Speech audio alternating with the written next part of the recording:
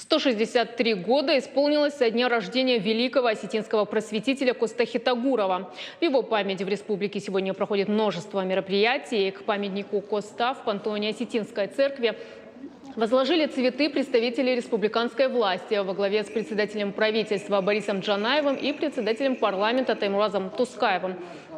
Почтить память основоположника осетинской литературы пришли региональные отделения Союза писателей и Союза журналистов, деятели культуры, образования, школьники.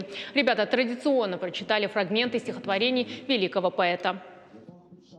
То, что сегодня здесь так много народу, подавляющая часть дети, в этом нет ничего удивительного.